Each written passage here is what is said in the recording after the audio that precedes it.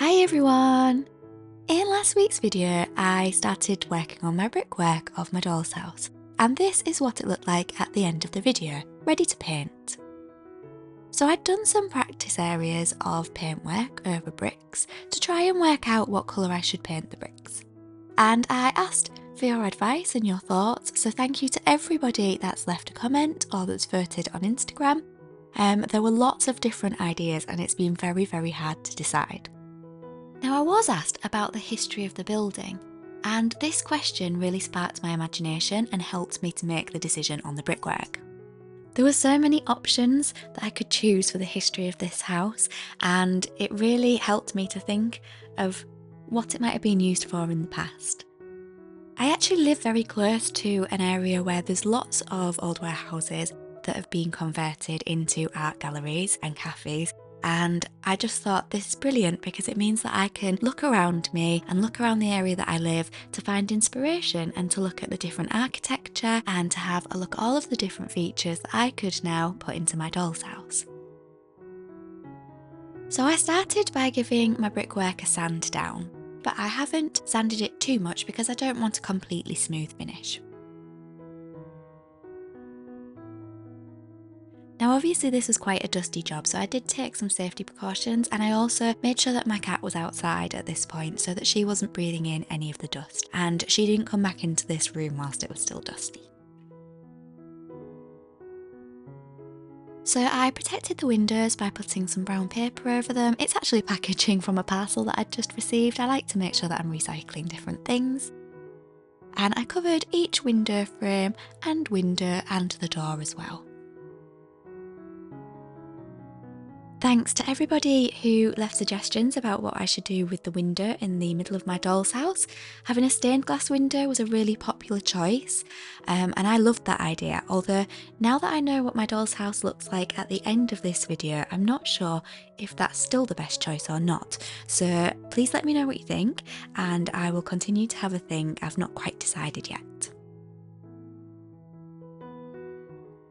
So for the colour of the brickwork, I used acrylic paint, and the colours that I decided to use were burnt umber, burnt sienna, and I did also later on in the video use some yellow ochre as well. So it was time to start painting, and I initially tried using a sponge roller. And the reason I used this was because I thought that using a sponge instead of using a paintbrush would mean that it would leave some of the areas of cement in between the bricks.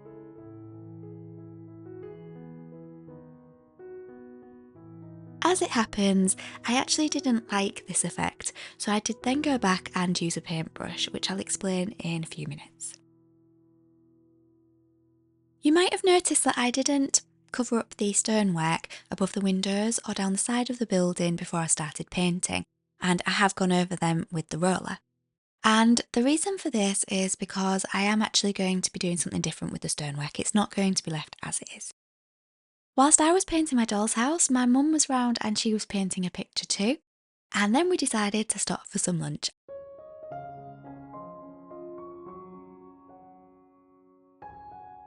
And after that, I then decided to use a paintbrush to paint some of the areas that I hadn't been able to reach with the roller, and also so that I could go in between the bricks a little bit more, because I didn't like how light the cement was looking.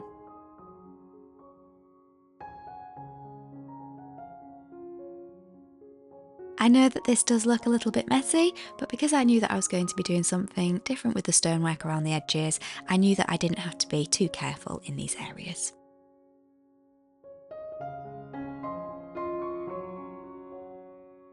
The first coat of paint with the sponge had actually dried a lot darker than I expected it to.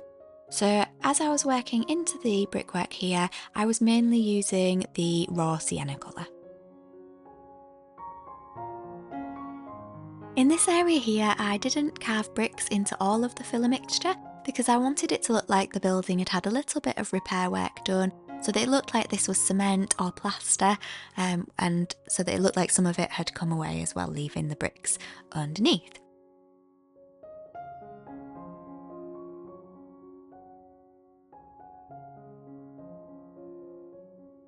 I I'd also put bricks around the chimneys and also next to the windows that are in the roof space, so I painted those as well.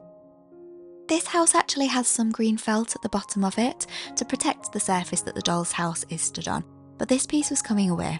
So I decided to remove it completely, and I have two options. I can either just put a new piece of felt on the bottom, or I am considering standing the whole doll's house on a piece of wood that is larger than the doll's house, so that I can make a little area of pavement, especially where the staircase is going, so that I can have an area to lock up a little bike, because I bought a miniature bike from a doll's house fair probably over a year ago now, so I'd like that to go there. And I might also be able to add some little flowers or plant pots or yeah, I don't know. If you've got any ideas, let me know what you think I should put outside the doll's house. I think that is an idea that I'm going to do. I think I'm going to use a bigger piece of wood underneath the doll's house to extend it a little bit. In the video here, I am adding some yellow ochre combined with the burnt sienna, and this is to just add some more highlights so that the bricks look really 3D.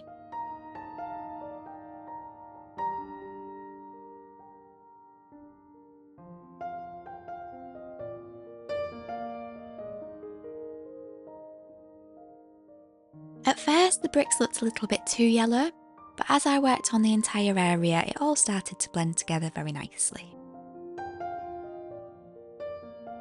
Now you can see the area at the side of the house there that I've just spoken about, where it's meant to look as if there's been some repair work done on the house. I don't think I will leave it white. I think I will probably paint it. So I have the options of painting it a grey colour like cement, as if it's been plastered over and then left. Or I might paint it black so that it doesn't stand out quite as much, but so that it looks as if the area is being repaired and then being painted. Now I've had lots of suggestions in the comments on my last video to have an old advert on the side of the building, and I still absolutely love that idea. So that is something that I'm still keeping in mind. I've not done it in this video just because I don't think that the brickwork is completely finished yet, but thank you to everyone that's offered suggestions there, because that's definitely something that I think I would like to try and do.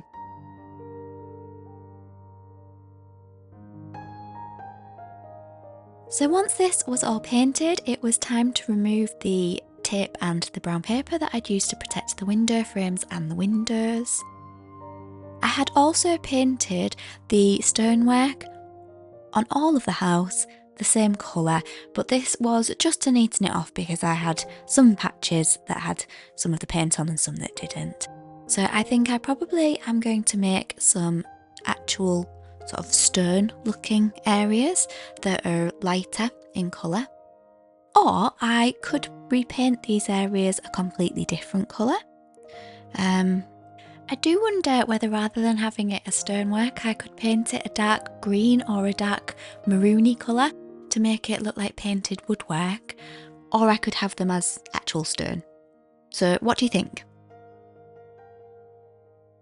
Of course I could also leave them painted like this, so I would love to hear your opinions. My doll's house is looking completely different from how I expected it to look and how I imagined it at the beginning of the project.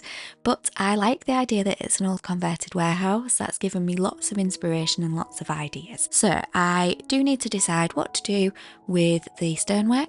I need to obviously still work on the tiles on the roof and the windows that are in that roof space. So I also would like to work into the brickwork with some soft pastels, and I'm thinking of maybe adding some moss in between the bricks. So there's lots still to do.